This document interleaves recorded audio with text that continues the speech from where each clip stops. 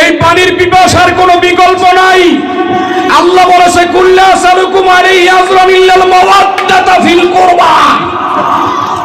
মুহাব্বত বলে নাই, মুহাব্বতের বিকল্প আছে। মুআদ্দাত বলেছে, মুআদ্দাতের বিকল্প নাই। মুহাব্বতের বিকল্প আছে, মুআদ্দাতের বিকল্প নাই। ক্ষুধা নিবারণের জন্য বিকল্প কিছু পাওয়া যায়, পিপাসা মিটানোর জন্য পানির দরকার। আমার নবীকে আল্লাহ বলেছেন, নবী আপনি বলেন কুল্লা আসালুকুম আলাইহি আজরান ইল্লাল মাওয়াদ্দাতা ফিল কুরবা। রাসূল আপনি বলেন আমি তোদেরকে নামাজ দিয়েছি, তোদেরকে রোজা দিয়েছি, তোদেরকে হজ দিয়েছি, তোদেরকে দাড়ি দিয়েছি, তোদেরকে টুপি দিয়েছি, তোদেরকে যাকাত দিয়েছি, তোদেরকে জুব্বা দিয়েছি, তোদেরকে কাবা দিয়েছি, তোদেরকে ঈমানের মতো দৌলত দিয়েছি। শাফা হুফরাতান মিনান নার, তোরা জাহান্নামের দরজায় দাঁড়ায় আছিলি, আমি রাসূল তোদেরকে টেনে এনে জান্নাতের দরজায় দাঁড় করাইছি। ঈমানের মতো দৌলত দিয়েছি। বিশ্বের মধ্যে মুসলিম উম্মাহ হিসাবে তোদেরকে সর্বোচ্চ মাকামে তুলে ধরেছি। এর বিনিময়ে আমি তোদের কাছে কিছুই চাই না, বিনিময় কিছুই চাই না। হ্যাঁ হ্যাঁ, একটা জিনিস আমি চেয়ে নিলাম আল্লাহর তরফ থেকে, সেটা হলো ইল্লাল মাওয়াদ্দাতা ফিল কুরবা। আমার আহলে বাইতের মুআদ্দাত, আমার আহলে বাইতের মুহাব্বত জীবন গেলেও আমার আহলে বাইতের ভালোবাসা নিয়ে বেঁচে থাকবা। ইসমাইলের কুরবানি বড় না একটা দুম্বা জানোয়ারের কুরবানি বড়? তা আল্লাহ বললেন ফাদাইনাহু বিযুবহিন আযীম, আমি মহান কুরবানির মাধ্যমে তোমার কুরবানি বাতিল করেছি। তাহলে দুম্বা কুরবানি কি মহান হয়ে গেল? না না, আল্লাহ যেটা বুঝাইতে চায় সেটা নয়। কারণ আল্লাহ এইটাই চালু রাখছেন যে ইসমাইলের পেশানির মধ্যে নূরে মুহাম্মদী আছে। ইসমাইল যদি জবাই হয়ে যায়, নূরে মুহাম্মদীর আগমনের ধারাবাহিকতা বন্ধ হয়ে যাবে। নবী আর দুনিয়ায় আসবে না। নবী দুনিয়ায় আসবেন তো ইব্রাহিম ইসমাইলের বংশের ধারাবাহিকতার মাধ্যমে। এই নবী দুনিয়ায় আসবে। ইসমাইলের কুরবানি বাতিল করলেন মহা কুরবানির বদলতে। সেই মহা কুরবানি কি? সেই মহা কুরবানি এই আয়াতের ব্যাখ্যায় হযরত ইমাম যাইনুল আবেদিন আলাইহিস সালাম, আহলে বাইতের উজ্জ্বল নক্ষত্র ইমাম পাক ইমাম যাইনুল আবেদিন বলেছে, যেই মহান কুরবানির বদলতে আল্লাহ নূরে মুহাম্মদীর আগমনের ধারাবাহিকতা, বংশের ধারাবাহিকতা রক্ষা করেছেন, সেইটা হলো মাওলাই ইমামে হুসাইনের কুরবানির বদলতে। সাহাবায়ে কেরামের কাছে বলতেছে এইভাবে বুকের মধ্যে হাত রেখে, এই সাহাবায়ে কেরাম, তোমরা কি জানো আল্লাহ মুসাকে 12টা ঝর্ণা দিয়েছিল? মুসার 12টা গোত্র আপন আপন ঝর্ণা থেকে পানি নিয়ে কলিজা ঠান্ডা করেছে, পিপাসা মিটাইয়েছেন। আল্লাহ আমাকে 12টা ঝর্ণা দিয়েছেন, নহর দিয়েছেন। সেই ঝর্ণা কি তোমরা চিনো? সাহাবায়ে কেরাম বললেন আল্লাহু আ'লাম ওয়া রাসূলুহু বিমুরাদিহি। ইয়া রাসূলুল্লাহ, মুসাকে ঝর্ণা দিয়েছেন সেটা তো আমরা আপনার কাছ থেকে জানতে পারলাম, কিন্তু আপনাকে ঝর্ণা দিয়েছে সেটাও আপনার মোবারক জবানে শুনলাম, কিন্তু আপনাকে কি ঝর্ণা দিয়েছে সেটা তো আমরা জানতে পারি নাই। আপনি জানেন আর আপনার আল্লাহ ভালো জানে। তখন আমার নবী বলে উঠলো, এই সাহাবায়ে কেরাম শোনো, মুসাকে আল্লাহ 12টা ঝর্ণা দিয়েছে, দুনিয়ার সান্ত্বনা, আত্মতৃপ্তি পেয়েছে। আল্লাহ আমাকে 12টা ঝর্ণা দিয়েছে।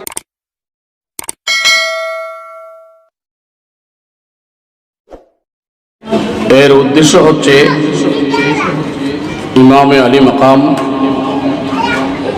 সৈয়দনা হযরত মাওলা ইমামে হুসাইন আলাইহিস সালামের শান আজমত মাকাম, অর্থাৎ শান আহলে বাইত রাসূল ও শুহাদায়ে কারবালা।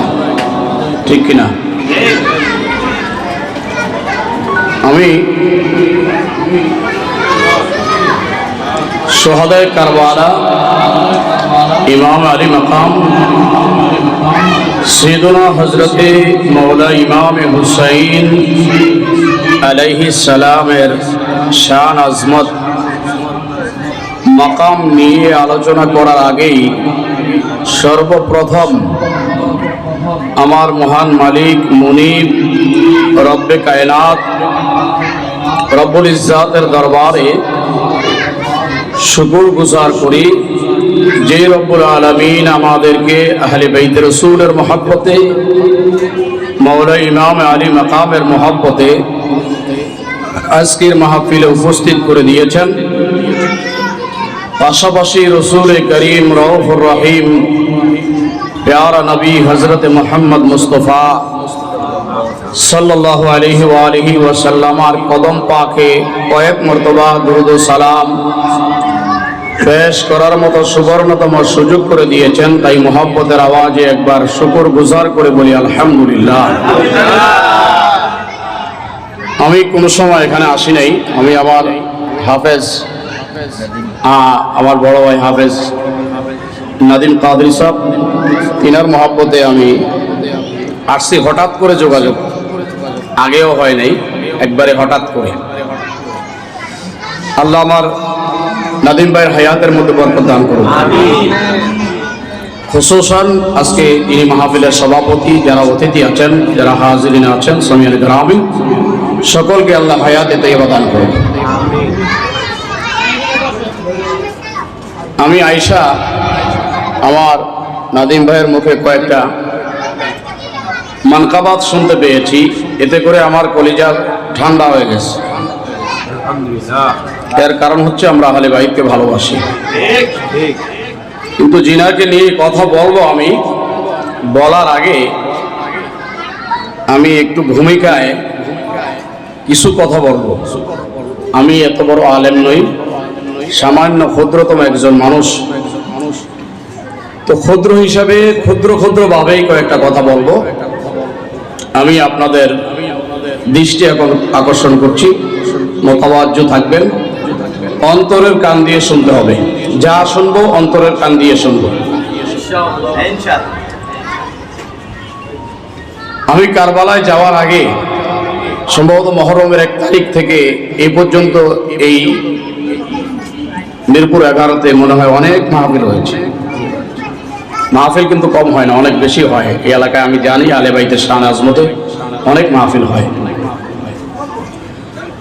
আমি কারবালায় ঢোকার আগেই একটা কথা দিয়ে শুরু করতে চাচ্ছি। আমার ভাষা আপনারা বুঝবেন তো? আল্লাহর একজন নবী, জলিল কদর, উলুল আজম পয়গম্বর, নাম হযরতে মূসা কালিমুল্লাহ আলাইহিস সালাম। ওনার নাম আমরা সবাই জানি, কি বলেন? জানি না? আল্লাহর নবী জলিল কদর, উলুল আজম পয়গম্বর নবী মূসা কালিমুল্লাহ আলাইহিস সালামের জামানায় ওনার বনি ইসরাইলের মধ্যে 12টা গোত্র ছিল। কয়টা গোত্র বলেন না? 12টা গোত্র ছিল। তো এক জায়গা থেকে আরেক জায়গায় সফর করেছেন, এক স্থান থেকে আরেক স্থানে হিজরত করেছেন। যেই জায়গায় হিজরত করেছেন ওই জায়গায় পানির সমস্যা দেখা দিয়েছে। হযরতে মূসা আলাইহিস সালামের ওই 12টা গোত্রের লোক, নারী পুরুষ একত্রিত হয়ে হযরতে মূসা কালিমুল্লাহ আলাইহিস সালামের কাছে এসে দুহাত জোর করে দাঁড়ায়া বলল, হে মূসা, আপনি আল্লাহর নবী, আপনি আল্লাহর কালিম, আপনি ডাইরেক্ট আল্লাহর সাথে কথা বলেন, কিন্তু পানির সমস্যার সমাধান তো করলেন না।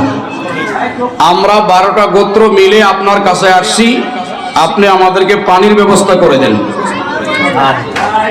মূসা আলাইহিস সালাম যেখানে দাঁড়ায়া ছিলেন ওখান থেকেই রব্বে কায়নাতের দরবারে হাত বাড়াইলেন, আয় আল্লাহ, ও খোদা, লা ইলাহা ইল্লাল্লাহ, আমার গোত্র পানির অভাবে বিচ্ছিন্ন হয়ে যাচ্ছে, দয়া করে তোমার রহিম এবং রহমানিয়াতের নজর থেকে, তোমার কুদরতের দরবার থেকে তুমি আমার এই কওমের উপরে পানি বর্ষণ করো। আল্লাহ সাথে সাথে জবাব দিলেন, এ মূসা, তোমার কাছে তোমার গোত্র পানি চেয়েছে, তোমার কওম পানি চেয়েছে, তুমি আমার কাছে হাত বাড়ানোর কি দরকার ছিল? আমি তো তোমাকে মুজিজা স্বরূপ তোমার হাতে লাঠি দিয়েছি। বলেন না সুবহানাল্লাহ। তোমাকে কাজ করার জন্য আমি কি দিয়েছি? লাঠি দিয়েছি। কেন? এটা মুজিজা। তুমি যেই কোনো পাথরকে আঘাত করবা অটো পাথর ফেটে পানি বাহির হইতে থাকবে। নবী মূসা হাত নামায় ফেললেন, লাঠি হাতে নিলেন, হাতে নিয়ে সামনে পাথর ছিল, আঘাত করলেন। আঘাত করতে দেরি হয়েছে। আমি মনোযোগ চাই আপনাদের, আলোচনা শুনলে হবে না, আলোচনা আগে বুঝতে হবে ভালো করে। পাথরের মধ্যে আঘাত করলেন, এতে করে নবীর মুজিজা প্রমাণিত হলো, আল্লাহর কুদরতের বাস্তবায়ন হলো। মূসা কওমকে হুকুম করলেন, আমি যে পাথরের মধ্যে আঘাত করেছি তাকায়া দেখো, এই পাথর থেকে 12টা ঝর্ণা, 12টা নহর জারি হয়ে গিয়েছে। তোমরা 12 গোত্র যার যার ঝর্ণা থেকে, যার যার নহর থেকে সে পানি নাও।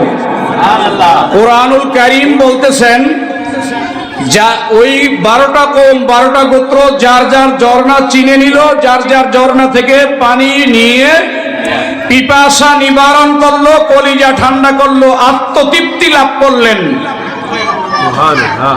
এটা ঘটেছে কবে? মূসা নবীর জামানায়। বলেন কবে ঘটেছে? বলেন না কবে? মূসা নবীর সময়ে এই ঘটনা। আমার নবী শফিউল মুজনবিন, রাহমাতুল লিল আলামিন, আনিসুল গারিবিন, রাহাতুল আশিকিন, মুরাদুল মুশতাকিন, সাইয়্যিদুস সাকালাইন, নবিউল হারামাইন, জাদ্দুল হাসানুল হুসাইন, মাওলানা মাওলা সাকালাইন, আবুল কাসিম মুহাম্মদ ইবনে আব্দুল্লাহ সাল্লাল্লাহু আলাইহি ওয়া আলিহি ওয়াসাল্লামের উনার বেলাদাত শরীফের, মৌলুদুন নবী শরীফের 2500 বছর আগে এই ঘটনা ঘটেছে। 2500 বছর পরে নবী রাহমাতুল লিল আলামিন হযরতে আব্দুল্লাহর ওরস থেকে, আম্মাজান আমেনার রহম থেকে দুনিয়ায় আসলেন। 40টা বছর কেটে গেল। 40 বছর পরে এলানে নবুয়ত হলো। এলানে নবুয়তের পরে 2500 বছর আগের ঘটনা আল্লাহ আমার নবীকে স্মরণ করাইয়া দিলেন। কত বছর আগের? 2500 বছর আগের ঘটনা নবীকে স্মরণ করাচ্ছেন আল্লাহ। সূরা বাকারা, ওয়াইজাস্তাসকা মূসা, স্পষ্ট করে স্মরণ করাইয়া দিচ্ছেন, হে রাসূল আপনি স্মরণ করেন ওই দিনের কথাটা, যেই দিন মূসার কওম, মূসার গোত্র তার কাছে পানি চেয়েছিল, তখন তিনি পাথরের মধ্যে আঘাত করেছেন, 12টা নহর জারি হয়েছিল। মূসার 12টা গোত্র পানি পান করে তৃপ্তি লাভ করেছিল, আত্মতৃপ্তি পেয়েছিল, কলিজা ঠান্ডা হয়েছিল। এই কথা বলতেই দেরি কিছু সাহাবায়ে কেরাম দাঁড়ায়া গেলেন, ইয়া রাসূলুল্লাহ, মূসার কওমের মধ্যে পানির অভাব দেখা দিলে তারা মূসার কাছে সমস্যা সমাধান চাইলেন। মূসা পাথরের মধ্যে আঘাত করলেন, ঝর্ণা জারি হয়ে গেল, পানি নিয়ে তৃপ্তি মিটাইলেন, কলিজা ঠান্ডা করলেন। আল্লাহ কি আপনার মতো নবীর উম্মতকেও এরকম কলিজা ঠান্ডা করার মতো কিছু দিয়েছে? নবী চুপ হয়ে দাঁড়ায় গেলেন। কিছুক্ষণ পর ওহী হলো নবীর কাছে। আমার নবী দাঁড়ায় বললেন, সাহাবারা শোনো, মূসার উম্মতকে সান্ত্বনা দেওয়ার জন্য, তাদের আত্মতৃপ্তির জন্য আল্লাহ পাথরের মধ্য থেকে 12টা ঝর্ণা জারি করে দিয়েছেন। মূসাকে যেমন 12টা ঝর্ণা দিয়েছেন, আল্লাহ তোমাদের নবী রাহমাতুল লিল আলামিনকেও 12টা ঝর্ণা দিয়েছেন। কয়টা? 12টা। বলেন না কয়টা? 12টা ঝর্ণা দিয়েছেন। মূসা নবীর 12টা ঝর্ণার কথা নবী বয়ান করলেন। এরপরে বললেন, আল্লাহ আমাকেও 12টা ঝর্ণা দিয়েছে। দেওয়ার পরে নবী আশ্চর্য হয়ে সাহাবায়ে কেরামের কাছে বলতেছে এইভাবে বুকের মধ্যে হাত রেখে, এই সাহাবায়ে কেরাম, তোমরা কি জানো আল্লাহ মূসাকে 12টা ঝর্ণা দিয়েছিল? মূসার 12টা গোত্র আপন আপন ঝর্ণা থেকে পানি নিয়ে কলিজা ঠান্ডা করেছে, পিপাসা মিটাইয়েছেন। আল্লাহ আমাকে 12টা ঝর্ণা দিয়েছেন, নহর দিয়েছেন। সেই ঝর্ণা কি তোমরা চিনো? সাহাবায়ে কেরাম বললেন, আল্লাহু আ'লাম ওয়া রাসূল কাউলুহু বিমুরাদিহি ইয়া রাসূলুল্লাহ, মুসাকে ঝর্ণা দিয়েছেন সেটা তো আমরা আপনার কাছ থেকে জানতে পারলাম, কিন্তু আপনাকে ঝর্ণা দিয়েছে সেটাও আপনার মোবারক জবানে শুনলাম, কিন্তু আপনাকে কি ঝর্ণা দিয়েছে সেটা তো আমরা জানতে পারি নাই। আপনি জানেন আর আপনার আল্লাহ ভালো জানে। তখন আমার নবী বলে উঠলো, এই সাহাবায়ে কেরাম শোনো, মুসাকে আল্লাহ 12টা ঝর্ণা দিয়েছে, দুনিয়ার সান্ত্বনা আত্মতৃপ্তি পেয়েছে। আল্লাহ আমাকে 12টা ঝর্ণা দিয়েছে। এক ঝর্ণার নাম ইমামে আলী, আরেক ঝর্ণা ইমামে হাসান, আরেক ঝর্ণা ইমামে হুসাইন, আরেক ঝর্ণা ইমামে জয়নুল আবিদিন, আরেক ঝর্ণা ইমামে বাকের, আরেক ঝর্ণা ইমামে জাফর সাদেক, আরেক ঝর্ণা মুসা কাজেম, আরেক ঝর্ণা ইমামে আলী রাজা, আরেক ঝর্ণা ইমামে তাকি, আরেক ঝর্ণা ইমামে নকি, আরেক ঝর্ণা হাসান আসকারি, আরেক ঝর্ণা ইমামে মেহাদি।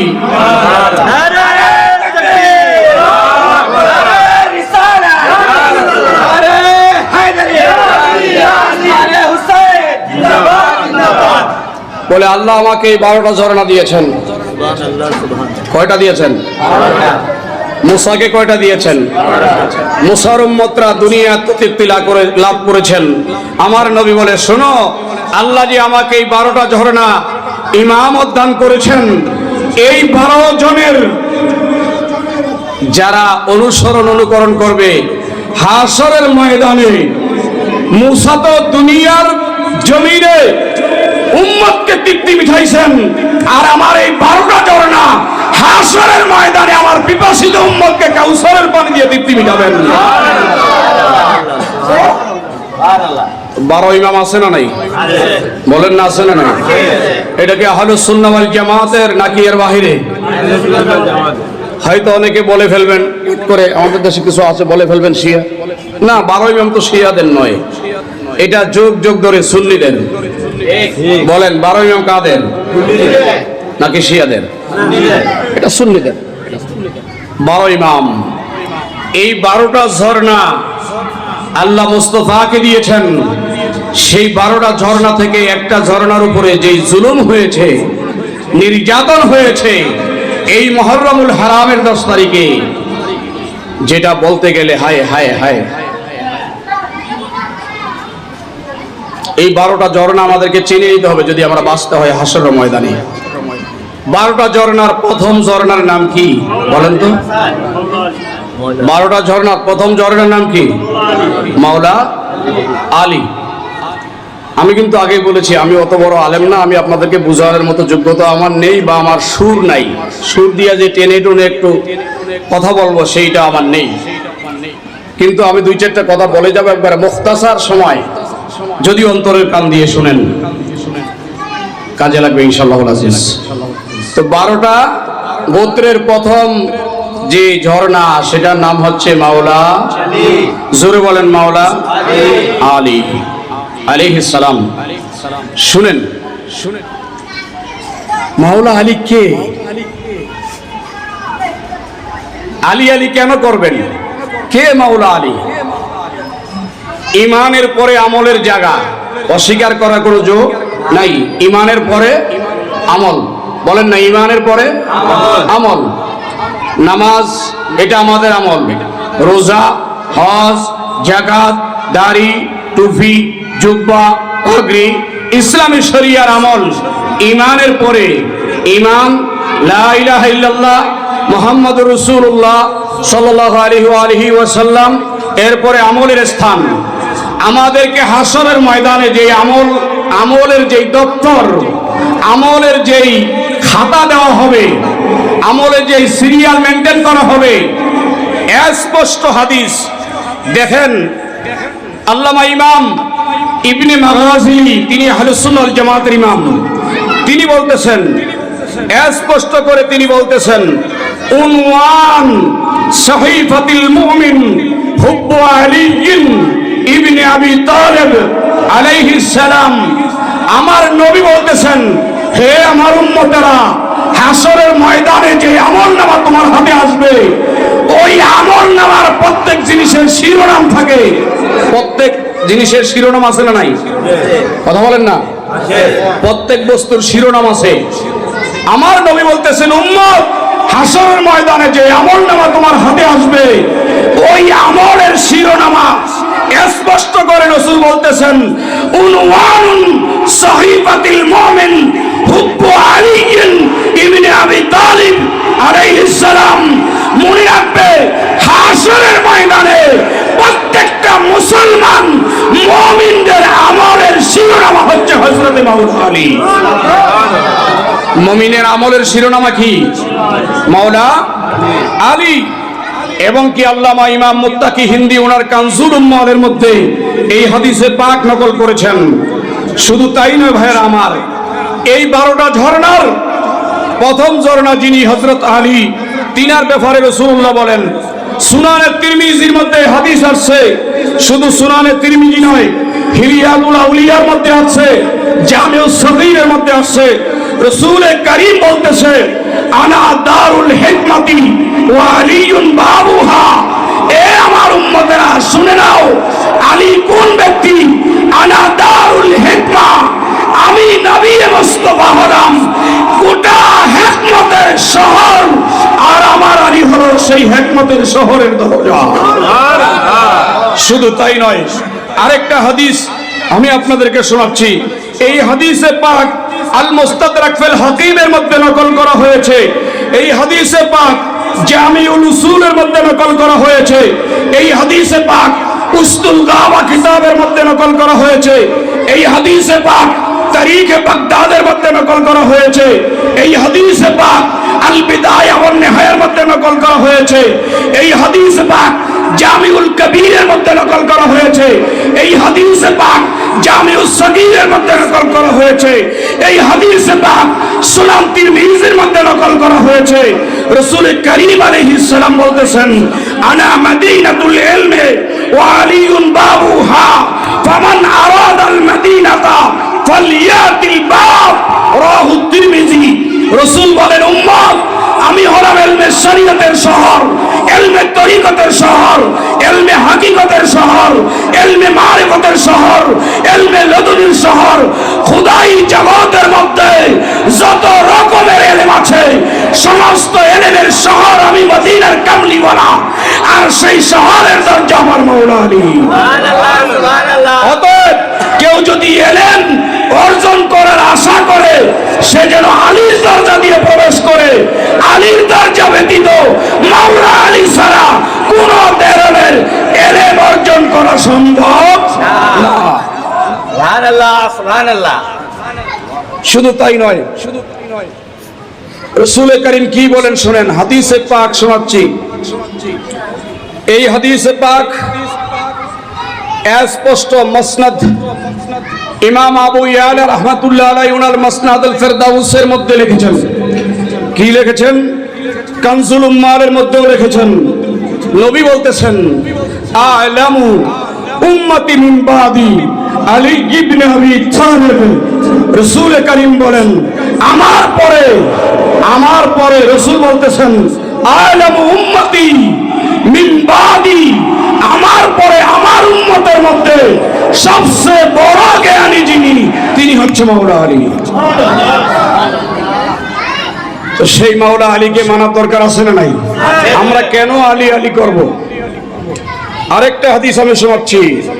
রাসূল কারীম বলে, এই হাদিসও আর রিয়াজুন নাজরাহ এবং এই হাদিস তিরমিজির মধ্যে আছে। রাসূল কারীম বলতেছেন, ইয়া আলী আনতা আখি ফিদ দুনিয়া ওয়াল আখিরা।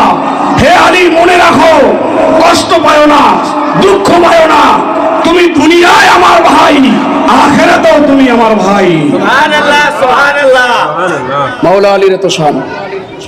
শুধু তাই নয়, আরেক হাদিসে রাসূল বলতেছেন, এই হাদিস হযরত ইমাম নাসাই ওনার খাসায়েসে আলীর মধ্যে এনেছেন। এরপরে মাজমুআত জাওয়াহির কিতাব, সবচেয়ে বড় কিতাব আহলুস সুন্নাহ ওয়াল জামাতের, ওখানে বলতেছেন রাসূল কারীম, আম্মা আনতা ইয়া আলী আনতা সফিয়্যি ওয়া আম্মি রাসূল করিম বলেন, হে আলী, আমার উম্মতের মধ্যে তুমি হলো আমার মনোনীত ওয়াসি, তুমি হলো আমার মনোনীত, এবং তুমি আমি রাসূলের আমানতদার। সুবহানাল্লাহ, সুবহানাল্লাহ। এইভাবে রসুল হাদিস বলতে বলতে মাওলা আলীর শানে 1000 হাদিস বলেছেন। সুবহানাল্লাহ, সুবহানাল্লাহ। কোন সাহাবীর ব্যাপারে রসুল এত হাদিস বলেন নাই। আমার মাওলায়ে কায়নাত, শের খোদা, মুশকিল কুশা, হাজত রওয়া সাইয়্যিদুনা মাওলা ইমাম আলী, ওনার শানে যত হাদিস বলেছেন আর কারো শানে রসুল এত হাদিস বলেন নাই। কেন ওনার শানটা তুলে ধরলাম আপনাদের সামনে? এই কারণে তুলে ধরলাম, কারণ কাকে শহীদ করা হয়েছে কারবালার জমিনে? কে ছিলেন উনি? এই মাওলায়ে কায়নাত, শের খোদা, মুশকিল কুশা, হাজত রওয়া মাওলা আলী পাকের শাহজাদা, যাকে কারবালার জমিনে শাহাদাত বরণ করতে হলো। ওরা জানেই না যে কাকে হত্যা করতেছে, ওরা জানেই না। স্পষ্ট মুস্তাদরাক ফিল হাকিম হাদিস কিতাব এখন নিয়ে আসবেন, আমি দেখাই দিব আপনাদেরকে। আমরা তো বারবার বলি আমরা রসুলের অনুসরণ করি, রসুলের অনুসরণ করি, কিন্তু আমার রসুল বলতেছেন আমার আলীর অনুসরণ ব্যতীত আমার অনুসরণ হবে না। আমার আলীর অনুসরণ ব্যতীত আমার অনুসরণ হবে না। স্পষ্ট হাদিস আমি আপনাদেরকে দেখাই দিব। মুস্তাদরাক ফিল হাকিমের মধ্যে আছে, রসুল বলতেছেন মান আতাআনি ফাকাদ আতা আল্লাহ, মান আসানি ফাকাদ আসাল্লাহ, মান আতা আলিয়ান মান আতানি মান আসা আলিয়ান ফাকাদ আসানি। এইভাবে রাসূল বলে দিয়েছেন, যে ব্যক্তি আমার আলীর অনুসরণ করে সে আমার অনুসরণ করলো, যে আমার অনুসরণ করলো সে খোদা আল্লাহর অনুসরণ করলো, আর যে আলীর বিরোধিতা করলো সে আমি নবীর বিরোধিতা করলো, যে আমি নবীর বিরোধিতা করলো সে আল্লাহর বিরোধিতা করলো। যারা আলীকে মহব্বত করলো তারা আমাকেই মহব্বত করলো, যারা আলীর মাহবুব তারা আমি নবীর মাহবুব, যারা আমি নবীর মাহবুব তারা আল্লাহর মাহবুব। সুবহানাল্লাহ। এত সহিহ হাদিস থাকার পরেও মাওলা আলীর বিরুদ্ধে লাগার মানিটা কি? আর যারা আলী আলী করে তাদের বিরুদ্ধে ফতোয়া দেওয়ার মানে কি? আমরা আলীকে ভালোবাসার কারণে আমাদেরকে যদি কেউ শিয়া বলে, তোমরা আলীকে না বাসার কারণে আমরা তোমাদেরকে খারিজি বলতে পারি। আহলে বাইতের দুশমন কারা করে? খারিজিরা। বলেন না কারা করে? খারিজিরা করে। বাবা বাঁচতে হবে, মাওলা আলী ছাড়া কোনো গতি নাই। শুধু তাই নয়, মাওলা ইমামে হাসান, ইমামে হুসাইনের শান আজমত আমি একটু বলবো আপনাদের সামনে, কিন্তু অনেক লম্বা সময় আমি দিতে পারবো না। সামান্য একটু মুক্তাসার সময় দিয়ে আমি চলে যাব, কিন্তু যেই কয়জনে আপনারা শুনবেন মনোযোগ সহকারে শুনতে হবে। আমার কাছে একটা কিতাব আছে, এই কিতাবটার নাম জিবহে আজিম। কে লিখেছেন? বর্তমান জমানার যুগশ্রেষ্ঠ আলেম, যিনি গাজ্জালি জামা, আল্লামা হুজুর ডক্টর তাহিরুল কাদরি মাদ্দাজিলহুল আলী, তিনি লিখেছেন কিতাবটা জিবহে আজিম। জিবহে আজিম নামকরণ করা হয়েছে এই কিতাবটার কেন? কোরআনুল কারীমে আয়াত আছে ও ফাদাইনাহু বিজিবহিন আজিম, সেই আয়াতে কারিমা থেকে এই কিতাবের নামকরণ করা হয়েছে। আমি কিতাবটা সামনে রাখলাম, এরপরে আমি যাচ্ছি যে মাওলা হুসাইনের কুরবানি আমাদের জন্য কেন হয়েছে, আর মাওলা ইমামে হুসাইনের কুরবানিকে আল্লাহ কি বলেছেন বা কেন উনি শাহাদাত বরণ করলেন, সেই আলোচনার দিকে আমি যাচ্ছি। হযরতে ইব্রাহিম খলিলুল্লাহ, ওনাকে আল্লাহ স্বপ্নে দেখাইলেন। নবীদের স্বপ্ন ওহী, বলেন নবীদের স্বপ্ন ওহী। ওহী দুই কিসিম, একটা ওহিয়ে মাতলু আর একটা গায়রে মাতলু। একটা হলো জিবরাইল আমিনের মাধ্যমে অথবা কোন ফেরেশতার মাধ্যমে সরাসরি ওহী করা, এটাকে বলা হয় ওহী মাতলু। আর একটা হলো সরাসরি কোনো মাধ্যম ছাড়াই কলবের মধ্যে ওহী করা, এটাকে বলা হয় গায়রে মাতলুব। বুখারী শরীফের প্রথম অধ্যায়ের নামই হচ্ছে বাবু বদবুল ওয়াহি, ওইখানে এই আলোচনা আছে।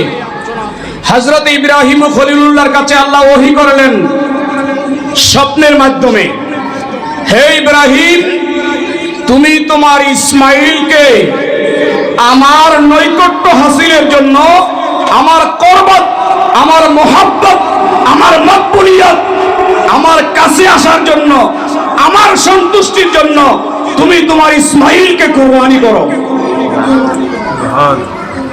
হযরত ইব্রাহিম খলিলুল্লাহ ঘুম থেকে উঠলেন, সিজদায় পড়ে গেলেন, ভাবতে লাগলেন কেনই বা ইসমাইলকে আল্লাহ দিলেন, কেনই বা ইসমাইলের কুরবানি যাচ্ছেন। ভাবতে লাগলেন, কিছুক্ষণ পর কলবের মধ্যে ইতমিনান হলো, ভেবে লাভ নাই, দিয়েছে আল্লাহ, চাচ্ছেন আল্লাহ, দ্বিধা করার কোনো সুযোগ নাই।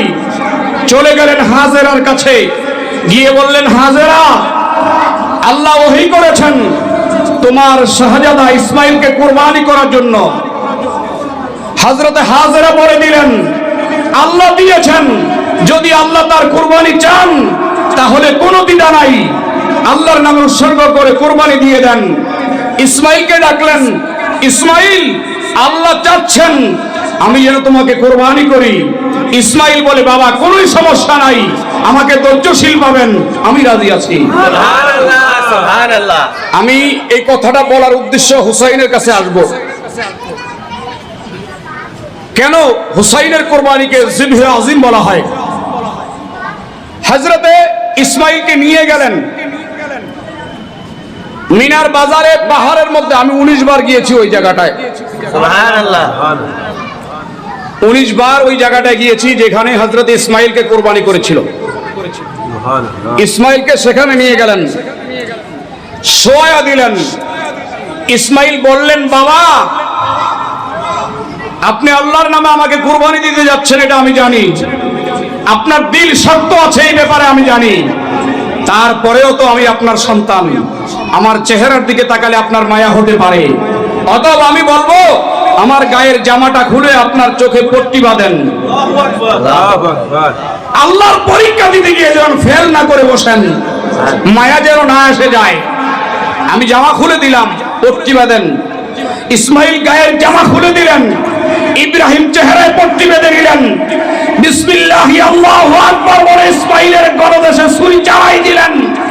আল্লাহ জিবরাইলকে ডাকলেন, ফামার আল্লাহু জিবরাইল ওয়াইয়ানজালা সারিয়ান, দেরি করো না জিবরাইল, বেহেশতের মধ্যে যাও, দুম্বা নিয়ে নাও, জানোয়ার নাও, ইসমাইলকে উঠাই দাও, ইব্রাহিমের ছুরির নিচে দুম্বা দিয়ে দাও।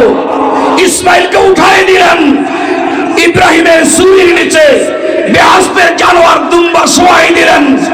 ইব্রাহিম বিসমিল্লাহি আল্লাহু আকবার করে জবাই করে দিলেন, রক্ত ঝরতে লাগলো।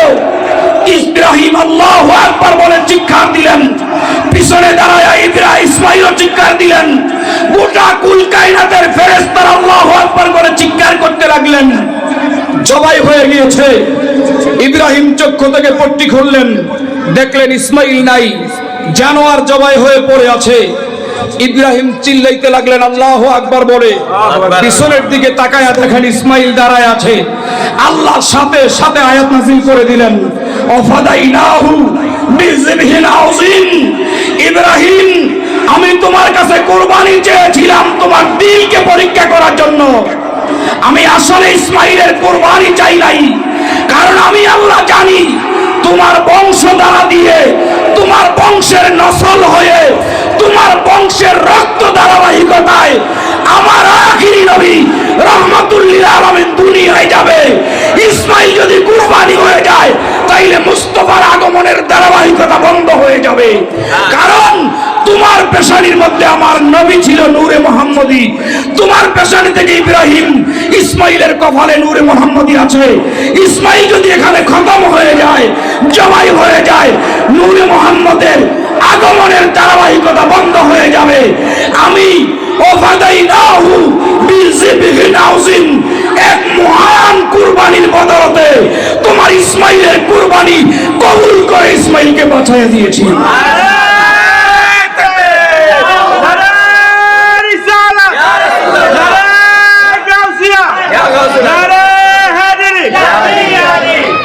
তোমার ইসমাইলের কোরবানিকে আমি বাতিল করেছি এক আজিম কোরবানির মাধ্যমে, মহান কোরবানির মাধ্যমে, যেই কোরবানির মতো আর কোরবানি হয় না।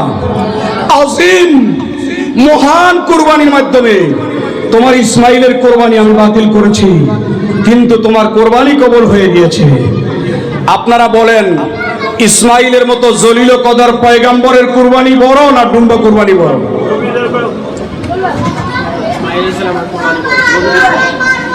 বুঝেন, একজন নবী জলিল কদর ইসমাইলের কোরবানি বড় না একটা ডুম্বা জানোয়ারের কোরবানি বড়? তা আল্লাহ বললেন, ফাদাইনাহু বিযুবহিন আযীম, আমি মহান কোরবানির মাধ্যমে তোমার কোরবানি বাতিল করেছি। তাইলে দুম্বা কোরবানি কি মহান হয়ে গেল? না না, আল্লাহ যেটা বুঝাইতে চায় সেটা নয়। কারণ আল্লাহ এইটাই চালু রাখছেন যে ইসমাইলের পেশানির মধ্যে নূরে মুহাম্মদী আছে। ইসমাইল যদি জবাই হয়ে যায়, নূরে মুহাম্মদীর আগমনের ধারাবাহিকতা বন্ধ হয়ে যাবে, নবী আর দুনিয়ায় আসবে না। নবী দুনিয়ায় আসবেন তো ইব্রাহিম ইসমাইলের বংশের ধারাবাহিকতার মাধ্যমে। এই নবী দুনিয়ায় আসবে, ইসমাইলের কুরবানি বাতিল করলেন মহা কুরবানির বদলতে। সেই মহা কুরবানি কি? সেই মহা কুরবানি এই আয়াতের ব্যাখ্যায় হযরত ইমামে যাইনুল আবেদিন আলাইহিস সালাম, আহলে বাইতের উজ্জ্বল নক্ষত্র ইমাম পাক ইমাম যাইনুল আবেদিন বলেছে, যেই মহান কুরবানির বদলতে আল্লাহ নূরে মুহাম্মদীর আগমনের ধারাবাহিকতা, বংশের ধারাবাহিকতা রক্ষা করেছেন, সেইটা হলো মাওলাই ইমামে হুসাইনের কুরবানির বদলতে। হুসাইনের কুরবানি হবে, সেই কারণে আল্লাহ ইসমাইলের কুরবানিকে বাতিল করেছেন, হাকিকত কবুল করে নিয়েছেন। এই জন্য হুসাইনের কুরবানিকে বলা হয় জিবহে আযীম। এই মহান কুরবানির বদলতে আল্লাহ সেই কুরবানি বাতিল করেছেন। শুধু এমন নয়, এই মহান কুরবানির বদলতে আল্লাহ এই নবীর উম্মতের যারা মুমিন হবে প্রত্যেকে তারা আহলে বাইতের সাথে আল্লাহর জান্নাতে চলে যাবে।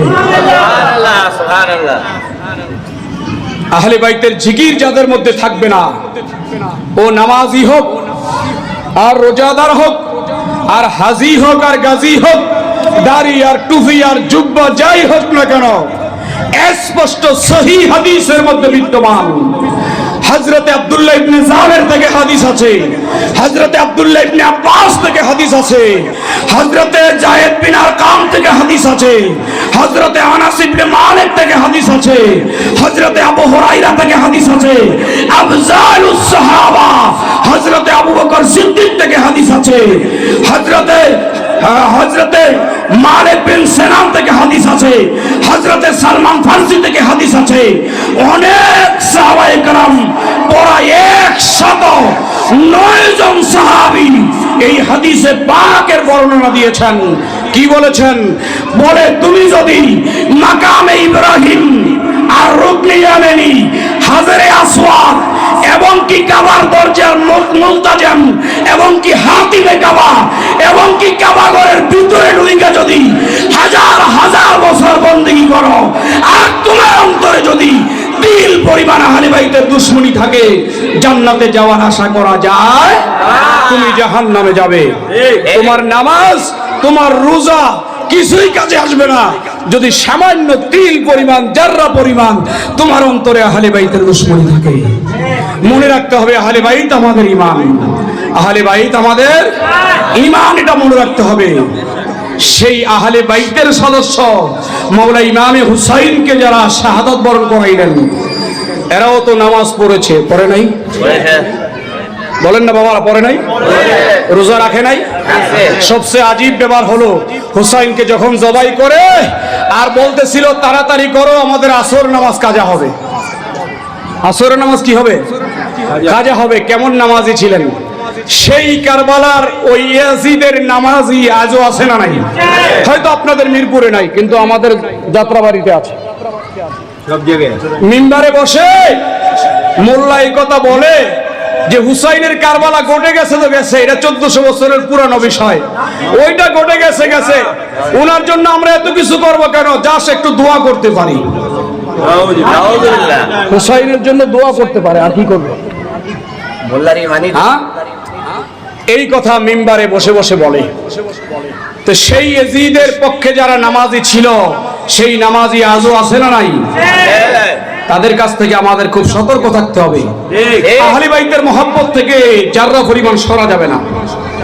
এখন বলবেন আমাদের আবার কিছু লোক আছে, এরা আহলে বাইতকে ভালোবাসার লিমিট দাঁড় করায়। আহলে বাইতকে ভালোবাসার কি দাঁড় করায়? একটা মাপকাঠি দাঁড় করায়, এতটুকু ভালোবাসা যাবে, এতটুকু ভালোবাসা যাবে না, এত বেশি কেমনে ভালোবাসে। আমি বলবো মৌলভী সাহেব, আহলে বাইতের ভালোবাসার কোনো লিমিট নাই। আপনারা বলেন বুকে হাত দিয়া, আমরা যতটুকু ভালোবাসি আহলে বাইত কি এই পরিমাণ ভালোবাসা পায়? হ্যাঁ, যেই পরিমাণ ভালোবাসা আহলে বাইতকে দেওয়ার কথা, আমরা কি ওই পরিমাণ ভালোবাসতে পেরেছি এখনো? হ্যাঁ, সেটা আবু হুরায়রা জিজ্ঞেস করেন। আমি গতকাল কেরানীগঞ্জের এক মাহফিলে এই কথা বলেছিলাম।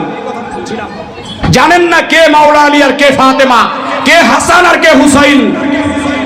হুজুর আল্লামা আব্দুর রহমান শাফি নুজহাতুল মাজালিস কিতাবের মধ্যে স্পষ্ট লিখতেছেন, উসমান রাদিয়াল্লাহু তাআলা আনহু নবীকে দাওয়াত দিয়েছেন, সমস্ত সাহাবায়ে কেরামকে দাওয়াত দিয়েছেন, এক বেলা মেহমানদারি করবেন।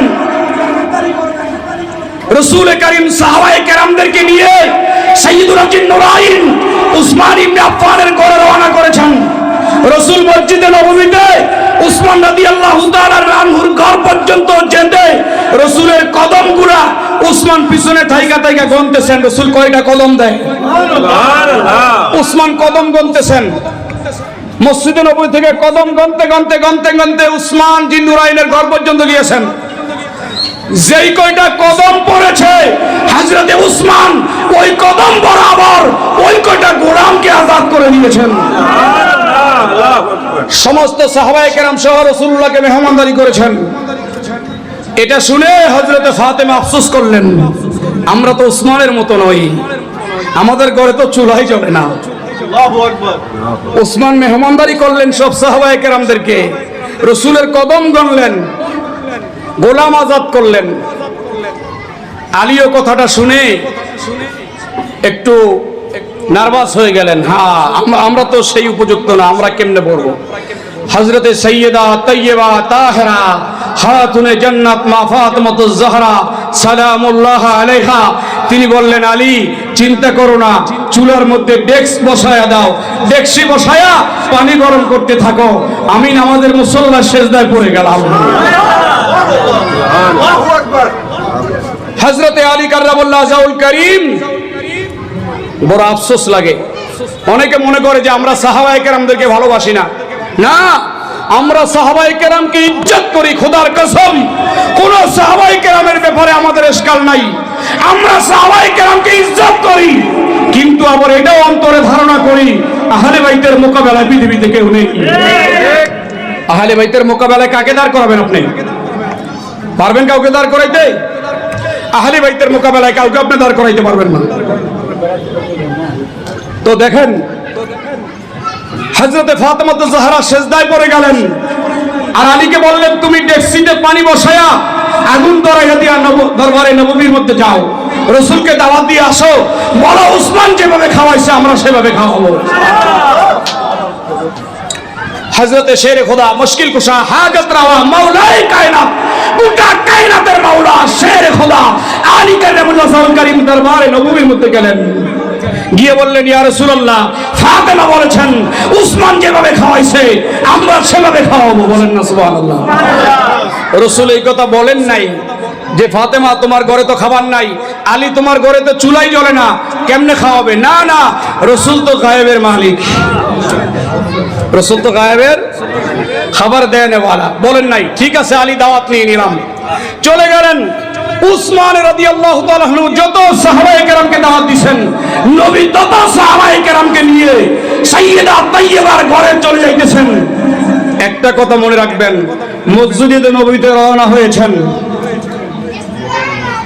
উসমানের ঘরে দাওয়াত খেয়েছেন, শেরে খোদার ঘরেও আমার নবী গেছেন, সেখানে গিয়ে চুলার কাছে গিয়ে নবী দেখলেন যে শুধু পানি গরম হচ্ছে। আমার নবী বললেন, সাহাবায়ে কেরাম চিন্তা নাই, বসে যাও। আমার নবী ডেকসি ও ঢাকনা অবস্থায় ডাইন হাত দিয়ে বাইর করতে লাগলেন, খাবার দিতে লাগলেন। কোথা থেকে খাবার আসছে আল্লাহু আ'লাম ওয়া রাসূলুহু বিমুরাদিহি, আল্লাহ রাসূল ভালো জানেন। খাবার বাহির করতে লাগলেন, দিতে লাগলেন, দিতে লাগলেন, দিতে লাগলেন। সব সাহাবায়ে কেরামরা খাইলেন। খাওয়ার পরে আল্লাহর রাসূল বললেন, ফাতেমা তোমার আশা কি পূরণ হয়েছে? আব্বা পূরণ হয়েছে, তবে একটা বাকি আছে। কি বাকি আছে? বলে বাকি আছে খাবার তো খাওয়াইলাম।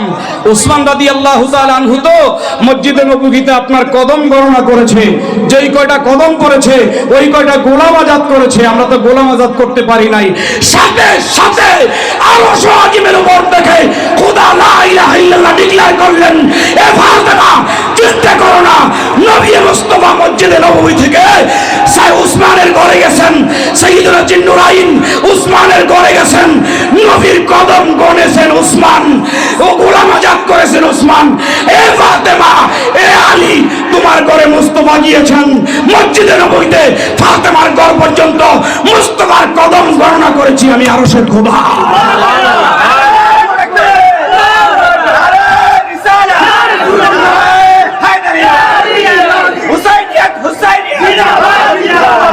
উসমানের ঘরে যখন যায় মুস্তাফার কদম গণে উসমান, আলীর ঘরে যখন যায় মুস্তাফার কদম গণনা করে খোদা লা ইলাহা ইল্লাল্লাহ। আহলে বাইতের শান আমি যদি বুঝেন এতটুকু যথেষ্ট। উসমানের ঘরে যায় তো কদম গণে উসমান, আলীর ঘরে মুস্তাফা যায় তো কদম গণে আল্লাহ। আল্লাহ বলতেছে, শোনো ফাতেমা, আলী উসমান কদম গণনা করে গোলাম আজাদ করেছে, আমি আল্লাহ মুস্তাফার কদম গণনা করে তোমার ঘরের বরকতে আমি এতজন ফেরেশতা আজাদ করে দিয়েছি। উসমান গোলাম আজাদ করে, ফাতেমা আর শের খোদার মহব্বতে আল্লাহ ফেরেশতা আজাদ করে। এই হলো আহলে বাইতের শান। আহলে বাইতের শান এই। শুধু তাই নয় বাবার আমার, হযরতে ওমর ইবনুল খাত্তাব ইসলামের দ্বিতীয় খলিফা, ফারুক আযম, তিনি বলেন, আপনি কিতাব খুলে দেখেন বাবা, শুধু ফাও পেশাল, শুধু শুধু ফতোয়া দিয়ে নামাজের উপরে। আলী আলী করব না কেন? আলী আলী করব না কেন? 6 মাস আপনি যদি খাবার দাবার, পেশাব পায়খানা, ঘুম নিদ্রা তন্দ্রা সব বন্ধ করে দিয়ে, এক ঘরে দরজা জানালা আটক করে দিয়ে 6 মাস বন্দেগী করেন ইতিকাফের সুরতে, যত নেকি পাইবেন একবার ইয়া আলী বললে বলো তত নেকি পাবেন। একবার ইয়া আলী বললে তত নেকি পাবেন। আলী নামের এত বরকত কোথায় আছে? মুসনাদ ফেরদাউস কিতাব খুলে দেখেন। হযরত ওমর ইবনুল খাত্তাব বলেন, রাসূল সকালবেলা ফজরের পরে বাহির হয়েছেন, আমি দেখলাম রাসূল হাঁটতেছেন হাঁটতেছেন, আমি ওমর রাসূলের পিছনে হাঁটতে লাগলাম। আমি শুধু কারবালায় যাব, আহলে বাইত কি জিনিস সেই কথাটা বুঝতে হবে আগে। আহলে বাইত কি জিনিস? নামাজ পড়বেন তো পড়েন, রোজা রাখবেন তো রাখেন, হজ করবেন তো করেন, যাকাত দিবেন তো দিবেন, সমস্যা নাই। ইসলামে শরিয়ার সব আমল, এগুলো ইসলামের সৌন্দর্য, কিন্তু এগুলো কবুল হওয়ার শর্ত আহলে বাইতের মহব্বত। এগুলো কবুল হওয়ার শর্ত আহলে বাইতের মহব্বত। উমর বলে, আমি দেখবো রাসূল কোথায় যায়। উমর বললেন, আমি দেখলাম রাআইতুন নাবিয়্যা সাল্লাল্লাহু আলাইহি ওয়াসাল্লামা জাআ বাইতে ফাতেমা। আমি দেখলাম, উমর বলতেছেন, আমি দেখলাম রাসূল যাইতেছেন ফাতেমার ঘরে গেলেন, ঘরের দরজায় টোকা দিলেন, ফাতেমা দরজা খুলে দিল। খেয়াল করেন, ফাতেমা দরজা খুলে দিল। উমর বলে, আল্লাহর কসম এমন নজির আমি উমর জীবনে দেখি নাই। উমর বলে, এমন নজির আমি দেখি নাই। ফাতেমা ঘরের দরজা খুলে দিয়েছেন। মুস্তাদরাক ফিল হাকিম, আল্লামা ইমাম হাকিম রাহমাতুল্লাহ আলাইহি হাদিস নকল করতেছেন, বলে এমন নজির আমি উমর দেখি নাই। রাসূল ফাতেমার দরজায় গিয়ে দাঁড়াইলেন, ফাতেমা দরজা খুলে দিল, আর আমার নবী ফাতেমাকে ডাক দিয়ে বলতেছে, ফিদাকা উম্মি আবি ইয়া ফাতেমা, ও ফাতেমা তুমি তো জানো গোটা জগৎ মুহাম্মদের কদমে কুরবান। মুস্তাফা আজকে এসেছে এই কথা বলার জন্য। এ ফাতেমা, ফিদাকা উম্মি ওয়া আবি ইয়া ফাতেমা, মুহাম্মদ মুস্তাফার মা বাবা ফাতেমা তোমার জন্য কুরবান। সেইখানে গোটা কায়নাত মুস্তাফার কদমে কুরবান, সেই মুস্তাফা বলে মুস্তাফার মা বাবা ফাতেমার জন্য কুরবান। কোন ফাতেমা? এই কোন ফাতেমা? যেই ফাতেমাকে এত কষ্ট দেওয়া হলো, এত লাঞ্ছিত করা হলো। বুখারীর হাদিস, ফাতেমা আমার কলিজার টুকরা, ফাতেমা আমার কলিজার টুকরা। যে তারে কষ্ট দেয় সে আমাকে কষ্ট দেয়, যে আমাকে কষ্ট দেয় সে আল্লাহকে কষ্ট দেয়। তাইলে হুসাইন শাহাদাত হয়েছেন, ফাতেমা কষ্ট পায় নাই? বলেন না বাবা, কষ্ট পায় নাই? যারা ফাতেমাকে কষ্ট দিয়েছেন এরা কি মুসলমান হতে পারে? এরপরও জানি অনেক মানুষ বুঝার পরেও ফতোয়াবাজি করবে। আফসোস নাই, তোমরা তাদের পক্ষে কথা বলতে থাকো। বুঝবা হাসরের ময়দানে তোমাদের সামনে কারা দাঁড়ায়, আমাদের সামনে কারা দাঁড়ায়। আমরা আলী আলী করে যাব, দেখা হবে ওখানে তোমাদের সামনে কারা দাঁড়ায় আর আমাদের সামনে কারা দাঁড়ায় ইনশাআল্লাহ। আমি মনের দুঃখে কথা বলছি, যদিও আসছি আমি মনের দুঃখে বলতেছি। মুসলমানদের দেশে আজকে আহলে বাইতকে চিনে না। বাংলাদেশ ক্রিকেট বলেন আর ফুটবল খেলা বলেন, সব খেলোয়াড়দের নাম আমার ছেলেপেলেরা জানে, কিন্তু মাওলা ইমামে হাসানের আওলাদ কয়জন আমার ছেলেপেলেরা জানে না। মাওলা হুসাইনের আওলাদ কয়জন, 12 ইমাম কি 14 মাসুম কি, আহলে বাইত কারা, এগুলো তারা জানে না। অথচ রাসূলুল্লাহর হাদিস ছিল এরকম স্পষ্ট, রাসূলুল্লাহ বলে দিয়েছেন, আমার কাছে কিতাব হাতে আছে, রাসূলে কারীম বলে দিয়েছেন, তোমরা তোমাদের সন্তানদেরকে 3টা জিনিস শিক্ষা দাও। কয়টা? বলেন না, রাসূল কি বলছে? এ উম্মত, তোমাদের সন্তানদেরকে 3টা জিনিস শিক্ষা দাও। কয়টা জিনিস? 3টা জিনিস। 1 নম্বরে বলেছে, তোমরা তোমাদের নবীর ভালোবাসা শিক্ষা দাও। তোমরা তোমাদের সন্তানদেরকে নবীর ভালোবাসা শিখাইতে বলছে, তোমরা তোমাদের নবীর ভালোবাসা শিক্ষা দাও। 2 নম্বরে বলেছে নবীর আহলে বাইতের ভালোবাসা শিক্ষা দাও। 3 নম্বরে বলেছে তোমরা কোরআন শিক্ষা দাও। কোরআন শিক্ষার কথা 3 নম্বরে বলেছে। 1 নম্বরে বলেছে নবীর ভালোবাসা, 2 নম্বরে নবীর বংশের ভালোবাসা। কেননা নবীর বংশই তো নামাজের অংশ। নবীর বংশ নামাজের অংশ।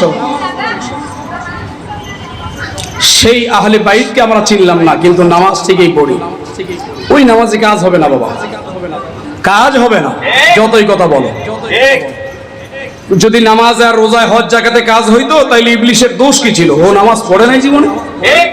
ইবলিশের নামাজের কথা কি বলবেন? ইবলিশের রোজার কথা কি বলবেন? ইবলিশের আমলের কথা কি বলবেন? 1 বছর আর 2 বছর না, 6 লক্ষ মতান্তরে 9 লক্ষ বছর ইবলিশ সেজদা করছে তো করছে, আল্লাহকে রাজি আছে করতে। আল্লাহকে ইবলিশ এখনো সেজদা করতে রাজি, কিন্তু আদমকে একটা করতে রাজি না। আল্লাহকে আমাকে কুঠিবার সেজদা করলে আমি তোর উপরে রাজি না, আমার আদমকে একটা করলে আমি রাজি। আমার নবী বলে কুঠিবার আমার অনুসরণ করলেও আমি তোর উপরে সন্তুষ্ট হব না। আহলে বাইতকে শুধু একবার স্মরণ করবি, আমি সন্তুষ্ট হয়ে যাব। আহলে বাইত, আহলে বাইত। নবী যখন হুসাইনকে কাঁধে নেয়, হাসানকে কাঁধে নেয়, তখনও বলে এরা আমার আহলে বাইত। নবী যখন সেজদায় থাকে, হাসান হুসাইন নবীর পিঠে বসে, তখন নবী বলে এরা আমার আহলে বাইত। নবী যখন ঘর থেকে বাইর হয়, হাসান হুসাইনকে হাত পা কর 2 ইঞ্জিনের বাইকে 2 ভাবে ধরে বাইর হয়, তখনও বলে এরা আমার আহলে বাইত। যখন মুবাহরার ময়দানে যায়, 5-4 জনকে নিয়ে যায়, তখনও নবী বলে এরা আমার আহলে বাইত। 350 আয়াত আছে কোরআনে, নবী বলে এরা আমার আহলে বাইত, এরা আমার আহলে বাইত, এরা আমার আহলে বাইত। নবী যাদেরকে আহলে বাইত বলেছে তাদেরকে মানা দরকার আছে না নাই? আমি আমার মসজিদে একটা আলোচনা করেছিলাম গত 3 জুমা আগে। আমি যে মসজিদে খুতবা দেই, জুমা পড়াই, ওখানে একটা আলোচনা করেছিলাম। সেই আলোচনাটা আমি আজকে আপনাদের কাছে আবার শোনাই। নবী খুতবা দিচ্ছেন, আমার নবী মিম্বারে খুতবা দিচ্ছেন। খুতবার সময় কথা বলা হারাম। বলেন না, খুতবা দেওয়ার সময় কথা বলা কি? শুধু কথা বলা হারাম না, কাউকে ইশারা করাও হারাম, বলা যাবে না। এই আইন কার? আমার নবীর। বলেন না, খুতবার সময় কথা বলা হারাম, এই আইন কার? আমার নবীর। অথচ নবী একদিন খুতবা দিচ্ছেন, হাসনাইনে কারিমাইনে আসতেছেন, নবী খুতবাই বন্ধ করে দিয়েছেন, মিম্বার থেকে নেমে গেছেন, তো সামনে আগায় গিয়া 2 ভাইকে টেনে 2 কাঁধে বসায় নবী খুতবা দিচ্ছেন। তো খুতবার গুরুত্ব বেশি দিলেন না হাসনাইন কারিমাইনের গুরুত্ব বেশি দিলেন? সহি সনদ আমার কাছে আছে। আমি এইখানে বসে আপনাদেরকে 1000 হাদিস শোনাবো, শুধু আহলে বাইতের উপর 1000 হাদিস শোনাবো। কিতাব দেখারও দরকার নাই আমার, 1000 হাদিস শোনা দিব শুধু আহলে বাইতের উপর। কিন্তু আহলে বাইত আগে চিনতে হবে। আমার উদ্দেশ্য একটাই, আমরা আহলে বাইতের মিশন নিয়ে কাজ করবো। আহলে বাইত চিনতে হবে। আমরা এজিদের পক্ষে নই, এজিদের দোসর যারা তাদের পক্ষ আমরা নই। এজিদ মালাউন, এজিদ শয়তান, এজিদ মুনাফিক, এজিদ ফাসিক, এজিদ কাজ্জাব, এজিদ মিথ্যাবাদী, এজিদ মদখোর, এজিদ জিনাখোর, এজিদ বেরবাজি, এজিদ বেঈমান, এজিদ কাফের, এতে কোনো সন্দেহ নাই। আর সেই এজিদকে বর্তমানে যারা হযরত বলবে তাদের উপায় কি বলেন? এজিদকে হযরত বলে, শুধু হযরত বইলা খেনতে করে না, কোন কোন সময় রাদিয়াল্লাহু বলে, কোন কোন সময় রহমতুল্লাহ বলে। এজিদ কি এগুলোর উপযুক্ত নাকি লানতের উপযুক্ত?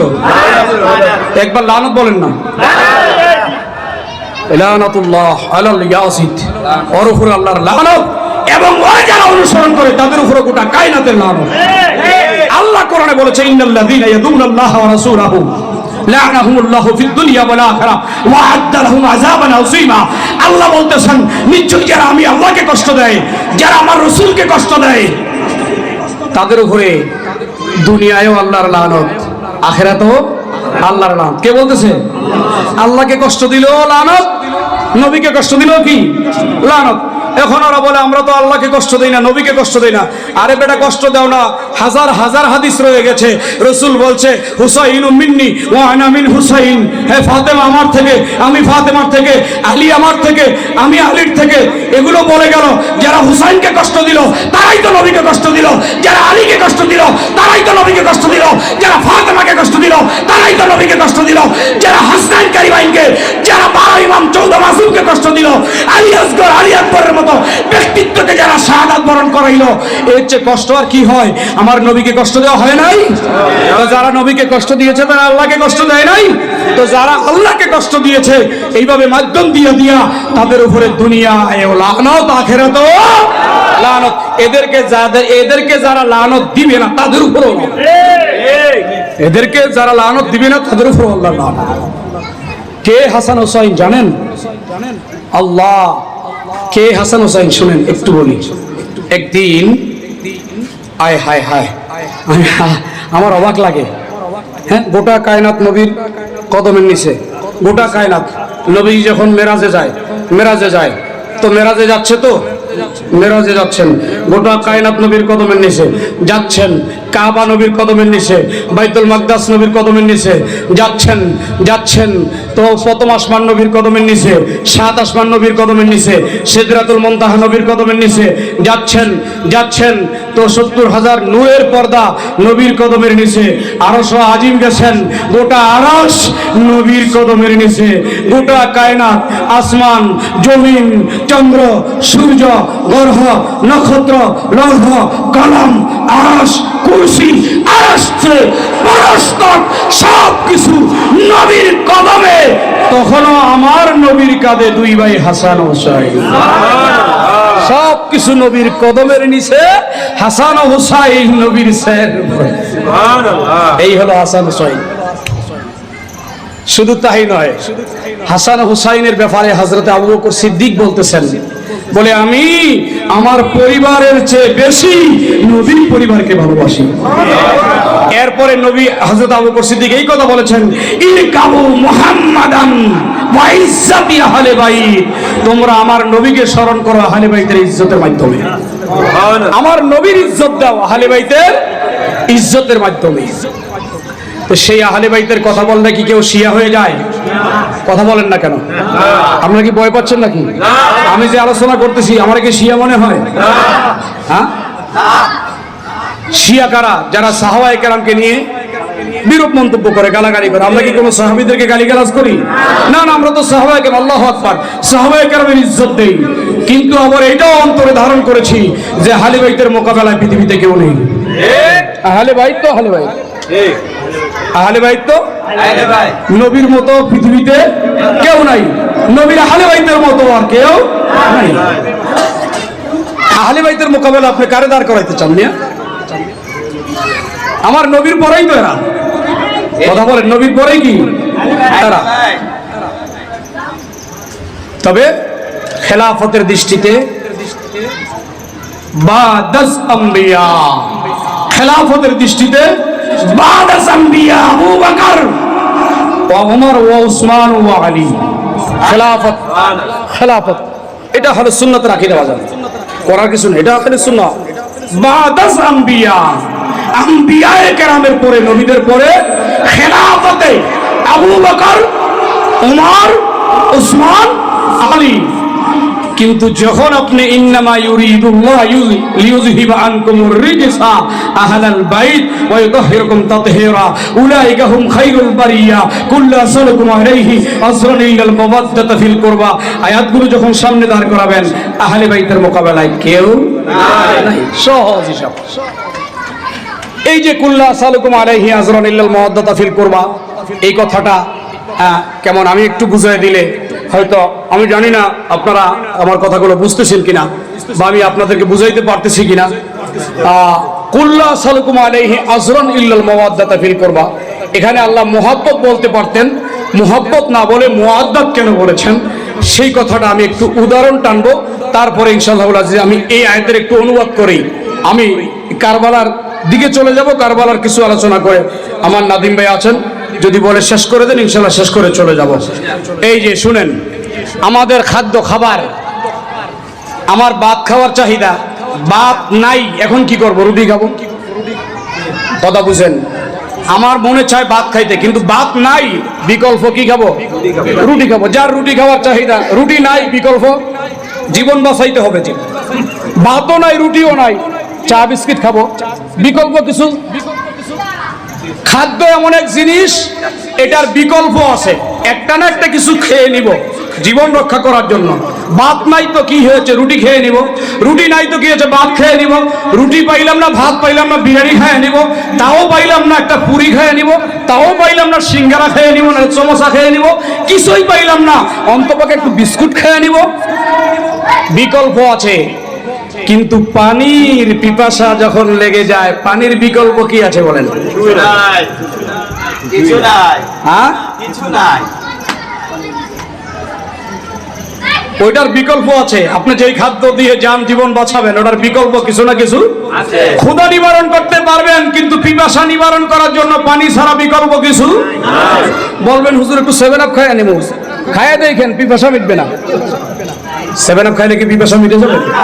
কিছুক্ষণ, ক্ষণিকের জন্য হলো, দেখবেন যে আবার পানির প্রয়োজন হয়েছে।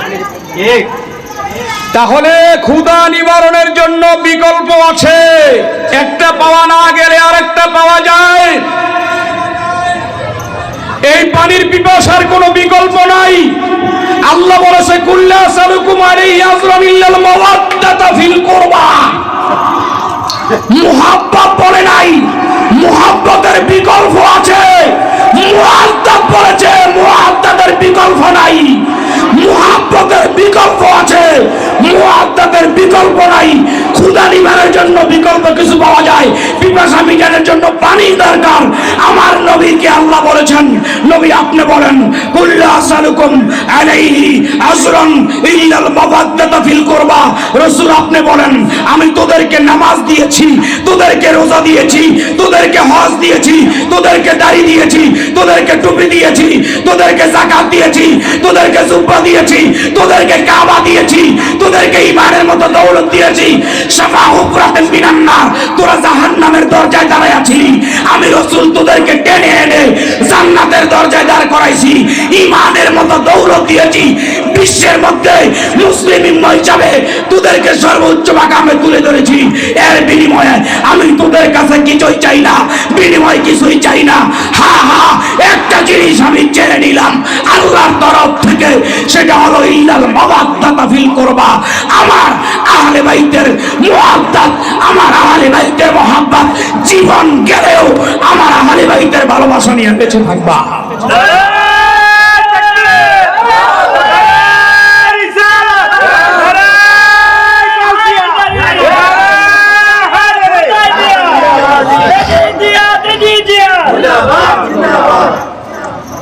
আহলে বাইতের ভালোবাসা নিয়ে বেঁচে থাকতে হবে। আচ্ছা বলেন, আমি একটু প্রশ্ন করি আপনাদেরকে, রসুল আমাদেরকে নামাজ দিয়েছে না? আল্লাহর পক্ষ থেকে নামাজ আমাদেরকে রসুল দিয়েছে। যদি নামাজের বিনিময় রসুল চায় আমাদের কাছে, এমন কোন মায়ের ছেলে বাপের বেটা আছে যে রসুল বিনিময় চাইলে বিনিময় দিতে পারে?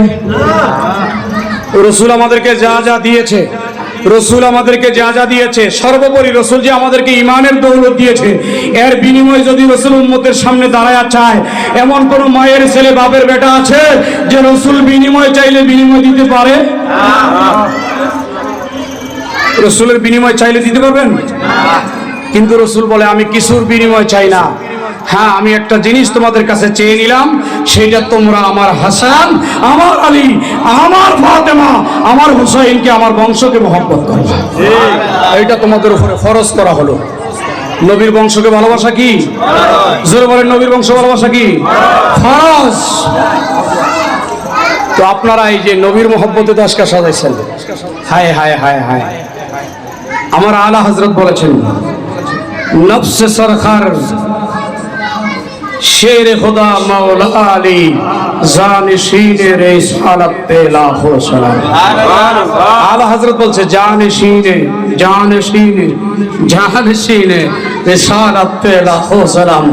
হায় হায় হায়, কে মাওলা আলী, কে মা ফাতেমা, আর কে হাসনাইন কারিমাইন, এদেরকে আমাদের চিনতে হবে, এদেরকে বুঝতে হবে, তারপরে আপনি সেজদা দেন, কাজে লাগবে। আর না হয় কোন সেজদায় কাজ হবে না।